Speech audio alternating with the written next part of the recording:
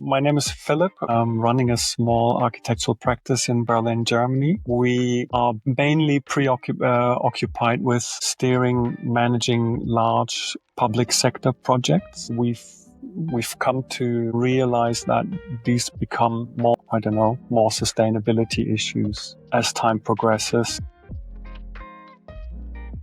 More public involvement, more stakeholders. So we ventured into finding new tools for architecture and design in 2023, a sort of artificial intelligence, a big hype, which kind of prompted investigating what's new there and what might be worth making our work better and easier. I think this is how we finally came across Rayon, which I think we're going to talk about today. How do you understand and meet clients' needs? We are predominantly working on large institutional projects, which have very specific and complex sets of requirements. The sorting or translating these requirements into a plan and into something that everybody around the table understands, I think is one of the key miracle ingredients in order to get the project kick-started and to get everybody on board.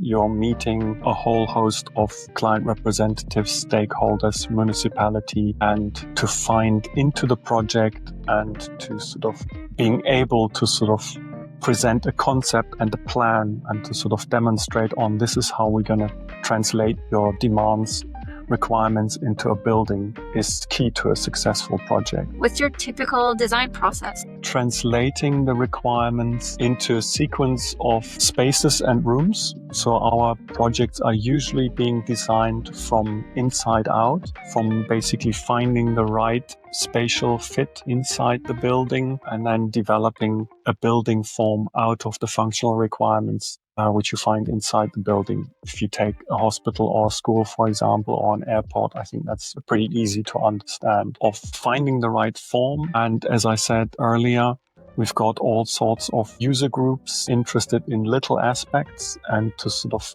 being able to take them along and present them with a concept or a drawing where they can find their requirements and that they can understand. I think that's key to starting the project. So clarity of communication and taking everybody along is a big part in meeting clients' needs. Can you give an example of a creative solution you've used? I think the one solution I feel the proudest about is we've been given basically a design brief where the client already had a sort of an early concept developed, a functional concept, which basically used the entirety of the site, which involved almost without question the eradication of a very nice wooden belt, which sort of shielded the facility from view and sort of gave it a pocket almost inside a forest so that the surrounding areas were almost untouched by the intervention. And in the brief, it was clear to the client that all of that should go and we'll just put a big facility on the site, visible to everybody,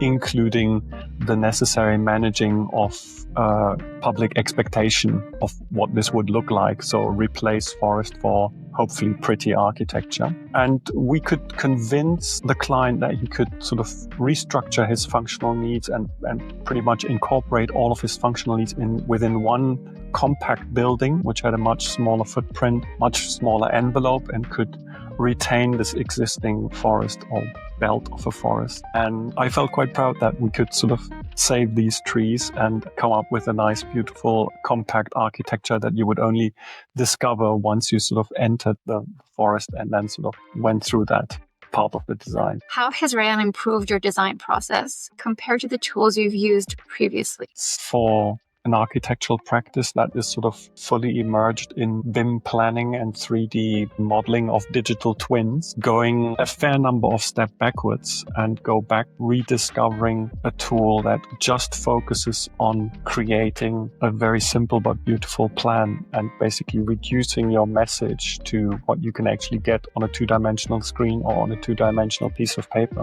So rather than extracting imagery out of a model, which is okay for 3D 3D visualizations, but not so okay when you generate 2D plans from it. You get back to sort of a very reduced, keep it simple core message of what you want to say. And there is, especially for the early design stages, when it is, as I said earlier, when it is about finding the right fit for this functional organism that you're about to design, whether it's a school or something else, is this sort of to get this kind of clarity on paper and focus yourself on what actually is the core message you want to communicate. I found very surprising when starting to work with Rayon, and I think it's an important contribution to a software environment which by now is almost completely focused on BIM and 3D modeling environments. So this is how it improved, how Rayon improved our design process, by basically going back, forcing yourself to keep it simple, going back to sort of just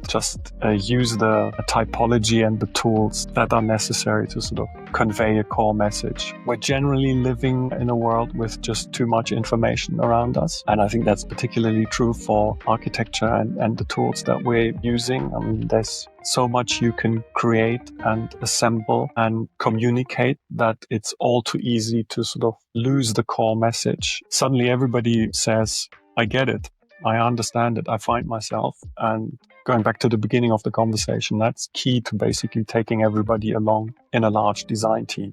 I think it's great that there's sort of such a variety of new attempts and new approaches, and the young generation are trying to sort of take a fresh take. And I think there's a lot to be said to basically create tools that fit into sort of the 21st century and our current today, and that are not sort of version 31st, 32nd of something that has originally been designed in the early 90s, way before internet collaboration, and so tools have been available. There's a lot to be said about this development, and great hopes that this will be catching on 100%.